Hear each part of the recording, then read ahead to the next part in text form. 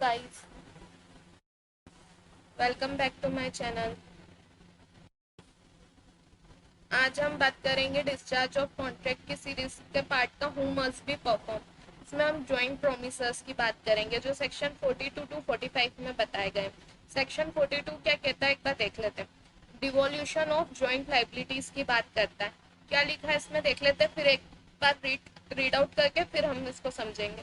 When to और मोर persons have made a joint promise, then unless a contrary intention appears by the contract, all such persons during their joint lives and after the death of any one of them, his representative jointly with the survivor or survivors, and after the death of the last survivor, the representative of all jointly must fulfill the promise। ये कहना चाहता है कि जब दो से ज्यादा person joint promise करते किसी एक पर्सन से, तो ज्वाइंट प्रॉमिस करने के बाद अगर उसमें से कोई एक मर जाए, ज्वाइंट प्रॉमिस करने में से कोई एक मर जाए, तो उसकी जो रिस्पॉन्सिबिलिटी होगी वो कौन फुलफिल करेगा? उसके रिप्रेजेंटेटिव। सेक्शन 37 के क्लॉज 2 में पार्ट 2 में भी हमने ये बात करी थी कि अगर लाइबिलिटी किस में ट्रांसफर हो जाएगी, डेथ होने पर, प्रोमिसर की डेथ होने पर उसकी लाइबिलिटी ट्रांसफर हो जाएगी उसके लीगल रिप्रेजेंटेटिव में।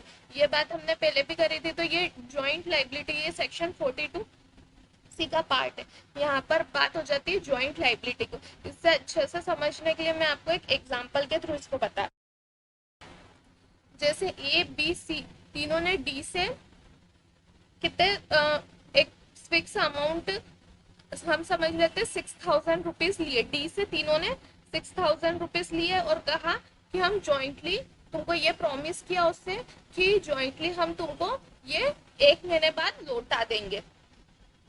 ठीक है, यहाँ पर 1 महीने से पहले ही एक की डेथ हो जाती है। क्या हो जाती है? एक की डेथ हो जाती है।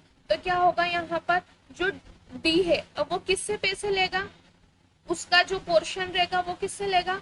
वो लेगा ए के रिप्रेजेंटेटिव से। यहाँ पर लाइबिलिटी किस में ट्रांसफर हो जाएगी? ए के रिप्रेजेंटेटिव में वो लाइबिलिटी ट्रांसफर हो जाएगी। वहीं अगर बी और सी, बी मर गया तो क्या हो जाएगा? यहाँ ए का भी, ए और बी मर गए तो क्या हो गया? ए का रिप्रेजेंटेटिव और बी का रिप्रेजेंटेटिव और सी, ये तीनों मिलकर प्रॉमिस को फुलफिल करेंगे जो हमने प्रॉमिस डी से करा था। यहाँ बी की भी लाइबिलिटी किस में ट्रांसफर हो जाएगी?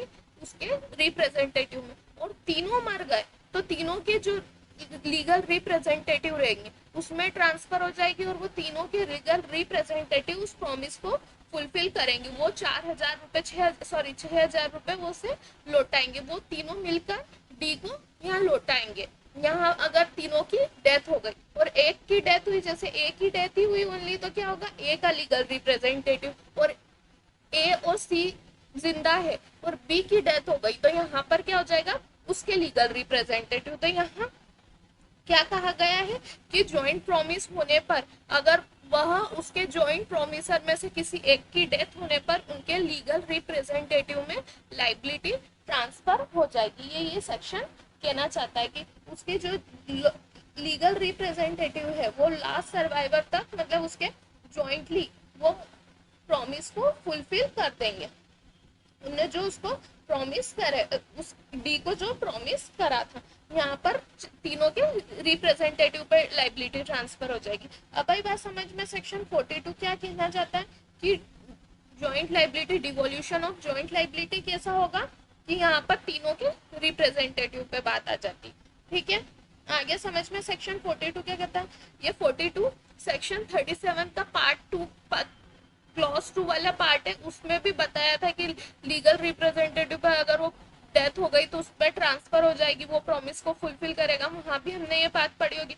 जिन लोगों ने मेरा वो वाला लेक्चर देखा होगा वहां पर ये एग्जांपल देखा ही होगा कि लीगल रिप्रेजेंटेटिव में लाइबिलिटी ट्रांसफर हो जाती है। ठीक है, ये 42 45 तक ज्वाइंट लाइबिलिटीज की बात, ज्वाइंट प्रॉमिसर की बात करता है। तो अब हम कल पढ़ेंगे 43 को कि 43 क्या कहना चाहता है। आगे 42 समझ में कि क्या है, कैसे ट्रांसफर होती है liability. Thank you, like share and subscribe my